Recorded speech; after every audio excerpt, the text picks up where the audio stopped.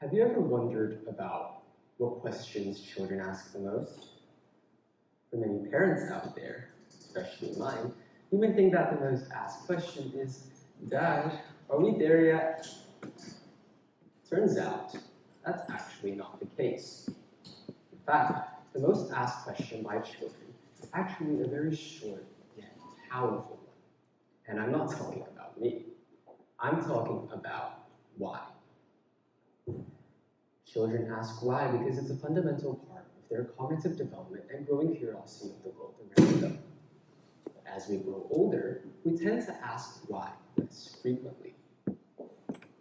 Why? Because we think we already have the answers. Or worse, we've stopped seeking them altogether.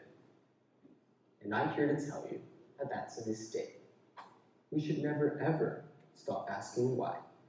Because just as children ask why to make sense of the world around them, we too must ask this question ourselves to discover our purpose, our ikigai. Good afternoon, everyone. My name is Brandon, and today I want to talk about something that many of us may struggle with, and that's finding our purpose. I'd like to think that I found my purpose in entrepreneurship. When I was around 11 years old, I embarked on what could be described as my first entrepreneurial venture. Now, it wasn't an official business by any means, but it comprised all the elements of one. Products, supplier, competitors, you name it. My maternal grandfather was my supplier. He had this knack for repairing broken items such as luggage, refrigerators, and fans, but he lacked the means to sell them effectively due to his limited access to potential customers. That's where I came in. Leveraging platforms like Facebook Marketplace and Carousel, I began selling these refurbished items online. So for every sale I facilitated, I earned a 20% commission. So selling a $200 item would get me $40. And I vividly remember my very first sale. A luggage bag for $150. My commission? $30. And let me tell you, I was elated. We'd managed to turn what would have been a piece of junk into a fully usable piece of luggage that they would use for their vacations to come. And that's when I realized something important. My purpose wasn't about earning money, but about doing something meaningful. But how did I stumble upon this realization in the first place? When my dad initially asked me to help my maternal grandfather in selling these items, I hesitated. It sounded boring. So naturally, I asked him, "Why should I do this?"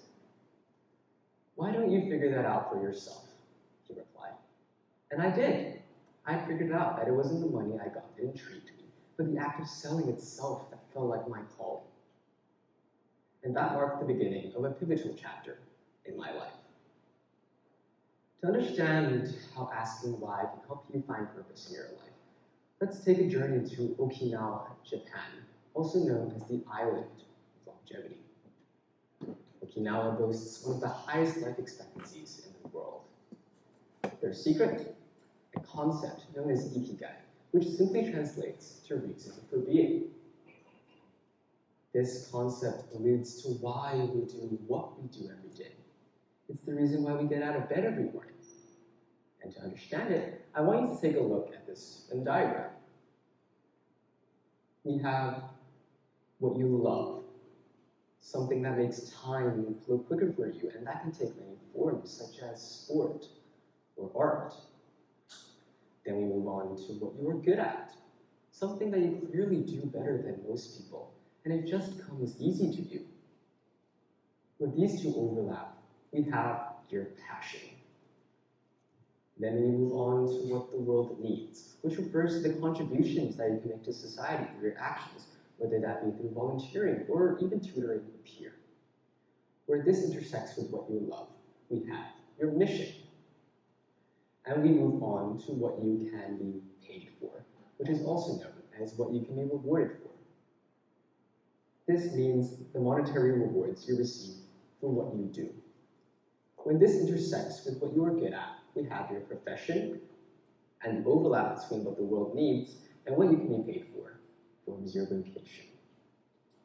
At the very heart of all this lies your ikigai, your reason for being. For me, entrepreneurship ticked all 4 boxes. I loved it, I was good at selling. After all, I did have a 5-star seller rating. My products met a need in the community, and yes, I was fairly compensated for it. Now, ikigai sounds and looks simple in theory, but its practical application is far more nuanced. But it can be easy, and all you have to do is ask yourself, why? This simple yet powerful question delves into the true motivations behind the actions and choices you take, and clarifies what truly matters to you. But how can we imagine this in a real-life situation? Let's say you go to your usual 9-to-5 job, and you sit down at your desk, and these questions come to your mind. Why am I even doing this? Is it because I'm good at what I do? Because I enjoy this? Because the world needs this? Or is it simply to put food on the table? 9 times out of 10, it's the 4th reason. For money. And there's nothing wrong with that.